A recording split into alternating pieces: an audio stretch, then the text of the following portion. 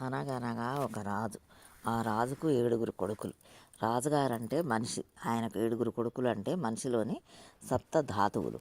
కొడుకులు వేటకు వెళ్ళడము అంటే మనిషి జీవితాన్ని కొనసాగించడం. జీవితమే ఒక వేట, వేటే ఒక జీవితం. రాజకుమారులు వేటాడిన 7 చేపలంటే మనిషికి ఉండే అరిషడ్వర్గాలు, అనగా 6: కామ, క్రోధ, లోభ, మోహ, మద, మాత్సర్యాలు.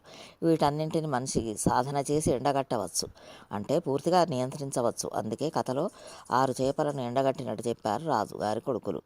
ఎండబెట్టిన 7 చేపల్లో ఒక చేప ఎండలేదు. ఏమిటా చేప? అది మనస్సు. దీన్ని జయించడం చాలా కష్టం. ఎంత ప్రయత్నించినా అది ఎండదు. మనస్సు అంటే ఏమిటి? మనస్సు అంటే సంకల్ప వికల్పాలు. ఒకటి తీరుతుంటే మరొకటి మొలుచుకొస్తుంది. మొలిసే కోరికలను తీర్చుకుంటూ పోతుంటే జీవితకాలం చాలదు. కోరికలన్నింటిని జయించేసి మోక్షానికి వెళ్ళిపోవాలని ప్రతి ఒక్కరూ ఆరాటపడుతుంటారు. మోక్షానికి వెళ్ళాలనుకోవడం కూడా ఒక కోరికే. కోరికలన్నింటినీ జయించేసి మోక్షానికి వెళ్ళిపోవాలని ప్రతి ఒక్కరూ ఆరాటపడుతుంటారు. మోక్షానికి వెళ్ళాలనుకోవడం కూడా ఒక కోరికే. ఆ కోరికను ఎండగడితే తప్ప మోక్షం రాదు. ఈ చేప ఎండకుండా అడ్డు తగులుతున్నది ఏది? గడ్డిమేటు. గడ్డిమేటు అంటే ఏమిటి? కుప్పపోసిన అజ్ఞానం. గడ్డిమేటులా పేరుకుపోయిన అజ్ఞానాన్ని తొలగించాలని ఎలా? మామూలు గడ్డి కుప్ప అయితే గడ్డి పరకలను పట్టిలాగి పీకి ఒకనాటి ఖాళీ చేయవచ్చు. కానీ అజ్ఞానం అలాంటిది కాదు. జ్ఞానదాయకమైన మాటలు ఎంత చెప్పినా, ఎన్ని చెప్పినా, ఎన్నిసార్లు చెప్పినా మనం చేత్తో గడ్డి పరకలను లాగినట్టే. ఆ కుప్ప తరిగేది కాదు, తగ్గేది కాదు. దాన్ని ఎంత ప్రయత్నించినా తగ్గించడం కష్టం.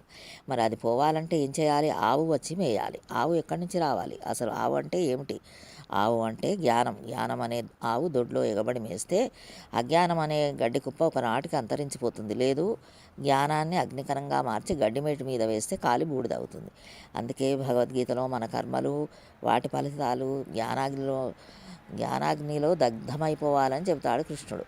జ్ఞానాగ్ని దగ్ధ కర్మాణం. జ్ఞానాన్ని అగ్నిగా మలుచుకోగలిగిన వాడు సిద్ధపురుషుడు, యోగ పురుషుడు మాత్రమే. ఈ గోవును ఎవరు మేపాలి? గొల్లవాడు మేపాలి. గొల్లవాడంటే ఎవరు? సమర్థ సద్గురుడు, జగద్గురుడు. జ్ఞాన రూపమైన భగవద్గీతను లోకానికి ప్రసాదించిన కృష్ణుడు గొల్లవాడే కదా. అర్జునుడు అనే దూడను అడ్డు పెట్టుకొని వేదం అనే ఆవు పాలు పిండి జ్ఞాన రూపంగా మనందరికీ ధారపోశాడు. ఇంత గొప్ప పని చేయవలసిన ఈ గొల్ల పిల్లవాడు ఆ పని చేయలేదు. ఏమిరా నాయన? అవును, ఎందుకు మేపలేదు అని అడిగితే అమ్మ అన్నం పెట్టలేదు అన్నాడు. ఇంతకీ ఆ గొల్లవాడికి అన్నం పెట్టాల్సిన అమ్మ ఎవరు? అమ్మల కన్నా అమ్మ, ముగ్గురమ్మల మూలపుటమ్మ, పెద్దమ్మ. ఆమెనే లోకం జగన్మాత అని కీర్తిస్తుంది. ఈ జగన్మాత అన్నం పెట్టకపోవడం వల్ల గొల్లవాడి ఆకలి తీరలేదు. ఓ జగన్మాత, ఈ గొల్లవాడికి ఎందుకు అన్నం పెట్టలేదమ్మా అంటే ఆవిడ పిల్లవాడు ఏడ్చాడు అంది. ఇంతకీ ఆ పిల్లవాడెవరు? ఆర్తితో దైవానుగ్రహం కోసం అలమటించేవాడు. ఈ పిల్లవాడు ఎందుకు ఏడుస్తున్నాడు? వాడికి చీమ కుట్టింది. ఎక్కడిది చీమ? దానికి ఇంకో పేరే సంసారం. సంసారం అనే చీమ కుట్టినందుకు ఆ పిల్లవాడు ఏడుస్తున్నాడు. ఆవులను మేపడానికి వచ్చే గొల్లవాడి కన్నా ఆర్తితో దైవానుగ్రహం కోసం ఏడ్చే పిల్లవాడే ముఖ్యం కనుక ఆ పిల్లవాడినే చూసుకుంది.